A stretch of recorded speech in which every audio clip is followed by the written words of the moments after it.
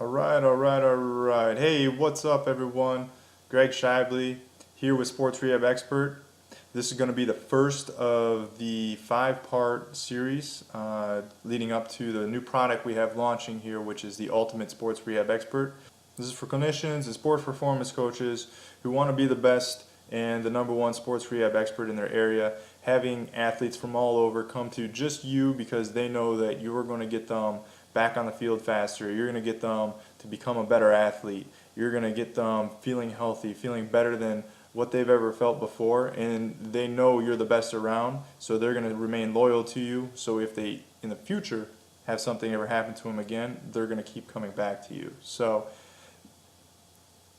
this is the first of a 5-part blog series where we're going to be covering different skill sets that we feel is important for a sports rehab expert, but also a strength coach dealing with clients who walk through their doors who, again, want to be better at their particular sport or in life in general, want to be more fit, more active, and live a healthier lifestyle. So the first 2 skills that we're going to be covering are understanding and navigating human complexity and the chunking method. So we all know the body is complex. It's a complex system of 11 different systems that are all interacting with one another. You got the musculoskeletal, you got the endocrine, you got the respiratory, circulatory. Again, there's 11 different systems. These are all interacting with one another, and their main goal is to achieve a state of homeostasis. So that is, as a human being and as an organism, your goal is to create homeostasis so that you can live on, you can reproduce. At the simplest level, that's just what it is. Now, in order to create adaptations, create resiliency, robustness to adapt to different environments, your body has the ability to cause such adaptations, but in order for that to happen, you're going to have to stray away a little bit from homeostasis. Now, if you go too far, that's potentially where injury can occur, is going too far away from homeostasis, and you need to reel back into home a little bit.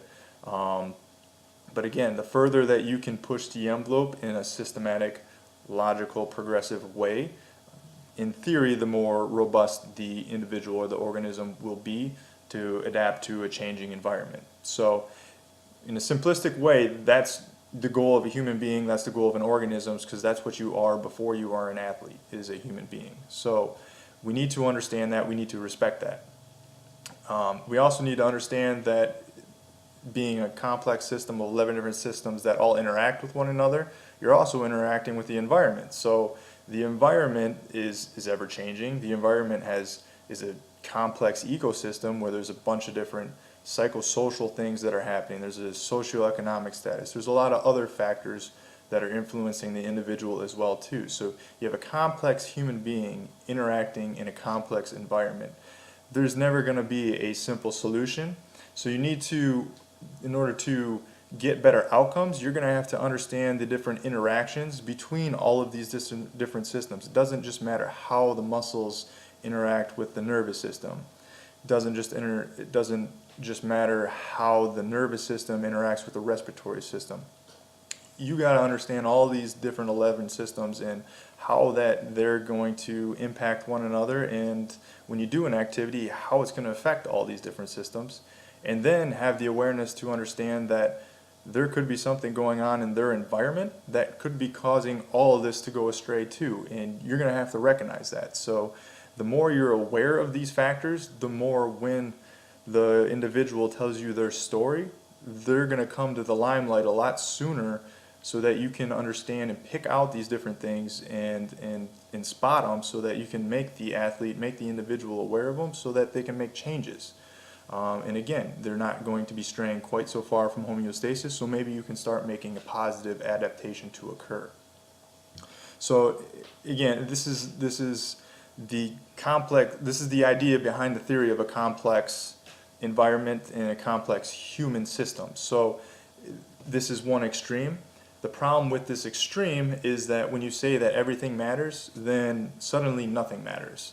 And that becomes a problem, because who has the right to say what matters at that point in time when you're saying everything matters? So it's going a little bit too far in one direction. Now, if we want to look on the other end of the spectrum, you're going to have a reductionist viewpoint. Now, a reductionist viewpoint is going to be more research oriented naturally, because the purpose of the scientific method is to control variables to elicit an outcome. So you're trying to simplify these complex systems into individuals so that you can control variables, test, and decide if there's an outcome and if there is a cause and effect that is indeed there or not there.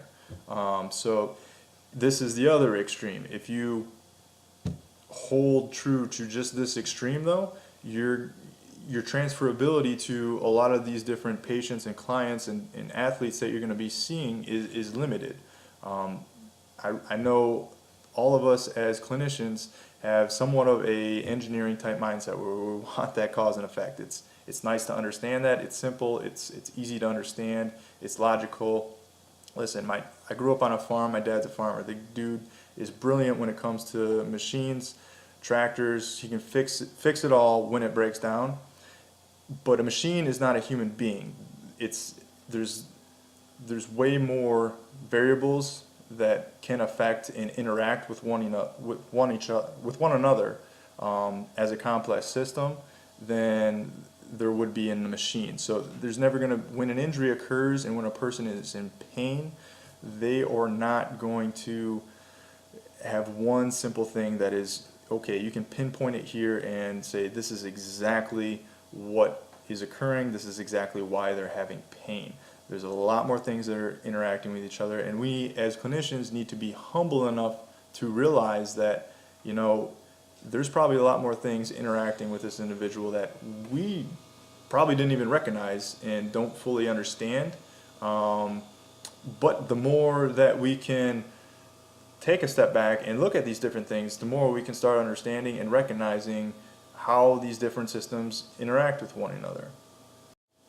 Again, we are a complex human being in a complex environment. So to give you some scenarios that are a little bit outside of the rehab realm, at the risk of getting a little bit political and something that I want to completely stay away from, but try to stay objective with this and just consider the analogy here, where a cop accidentally or purposely, the other end of the argument, shot an innocent individual. Now, the reason this occurred is it depends. You know, there's no straightforward answer. There's a lot of things that could have been occurring. So it could have been an act of racism. The cop could have thought he was under attack because the individual was charging at him. Maybe he was yelling at him using derogatory terms, slang words. Maybe that cop had a bad experience in the past by someone doing the exact same thing, charging at him, swearing, and he didn't respond in an assertive way, so he got beat up. And he has a family at home. He has 2 daughters, maybe a third on the way, and he doesn't want them to live without a father, so he's going to be more assertive. Maybe it was dark outside. He had a hard time seeing. Again, there's a million different scenarios that could be playing into this. It's not a simple cause and effect. He shot them. He's innocent. This cop is a bad person. There's a ton of different things that could have happened. It's just one particular instance with a bazillion different variables that impact an outcome. Another example that comes to my mind is from the book The Power of Habit, which if you haven't read it, it's a great book, you should read it. But they explain a scenario in which a hospital was having a lot of botched surgeries performed on the wrong side, different things were occurring that were a underlying cause of the institutional's habits and the hospital's habits of underlying systems that occurred. Now, if you just simply try to look at the cause and effect and saying that doctor screwed up, he performed a surgery on the wrong side, that's, while obviously true and should not happen, but you got to understand all the different systems that were occurring in that hospital that maybe led to him rushing or feeling pushed, or a nurse not double checking the work of the surgeon when they were in the surgery office to make sure everything was done correctly. You got to look at all these different systems that were on the backside, and that's what they ended up pointing out in the book, is that these different systems, and there wasn't a checks and balance in place to have the nurses feel that they had the authority to challenge the surgeon, but two, as an institution, there was a bunch of disorganization that was occurring, and it was just inevitable that a crisis was going to occur just because of the habits that they have performed over the years, that something was going to be missed at some point in time, and then it just eventually led up into where a crisis caused the actual need for an institutional change of habits that the hospital was doing to ultimately make an impact on the entire hospital's incident rate. So the big point I'm trying to get across here is that you're gonna, as a clinician, have to embrace some level of uncertainty that is going to occur in your day-to-day operations in general population, in sports performance, and in the sports rehab realm. You're going to have the humility to take a step back and assess the situation and look at how all these different things are interacting. And the better that you understand that how these systems interact, the better you can take a step back and actually look at things. Now, it's still important to take a look at research so that it can guide your decisions based on your subjective and objective assessments. And then you can start chunking all of that different information together. Now, when I say chunking, you can say, whatever term you want, call it whatever you want, I don't care. I like the movie Goonies. My favorite character was Chunk. I like the term chunking. Call it whatever you want, but you're going to have to be able to recognize these different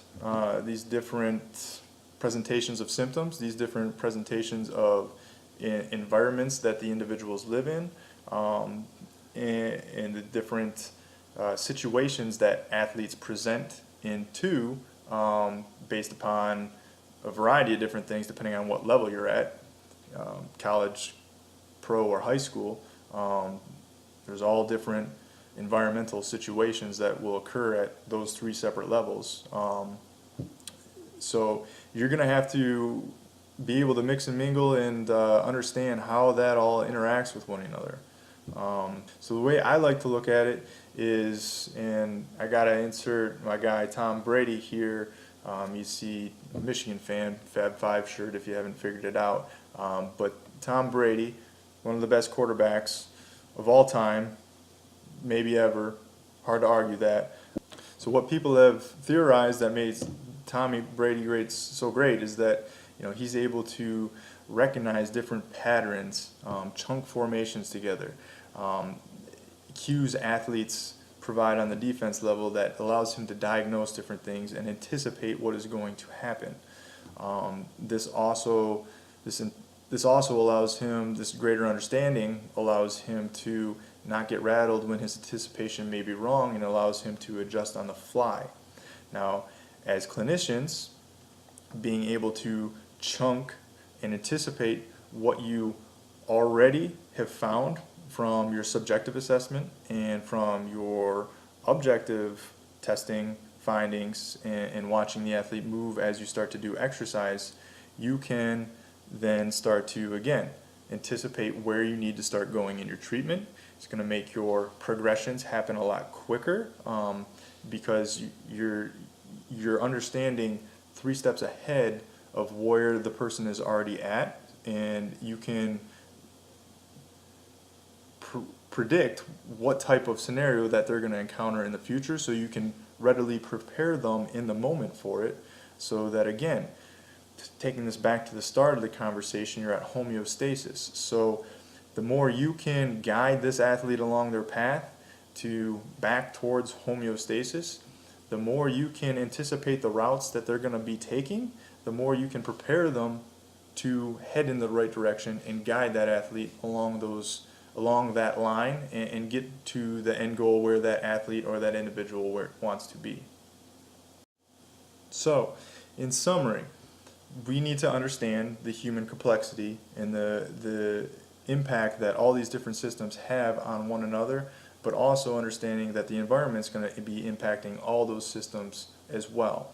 And the more you're able to understand that, the more you can start chunking, anticipating, and being assertive with your treatment progressions with an individual to get them back on track and start getting your athletes, preparing them for the 2-3 steps ahead of time so that you don't run into roadblocks when the time comes, that this is a much smoother process, return to play happens. You can give the coaches a better time frame for their athletes' return to play. You can give your general population, individual clients a better understanding of when they're going to start feeling better, when they should start noticing results. And these are all things that your client is going to want to hear, and if you're not letting them know about that, they're not going to have trust with you. So that trust is a big thing for buy-in, and that's going to make treatment happen, and that's going to make your life a heck of a lot easier. But again, none of this happens unless you have a greater understanding of the human organism as a whole and how it's going to interact with its different systems, and then how you can start recognizing different patterns that are occurring so that you can take these past experiences that you've had in the clinic, had with your athletes, and every step of the way keep improving as yourself so your systems just become crisp and you just become streamlining. You streamline your athletes back to the field of play. You streamline your clients back to the gym. You get people healthy, you get them moving again, and you get the clients results that ultimately want them coming back again and having them pay top dollar for your services.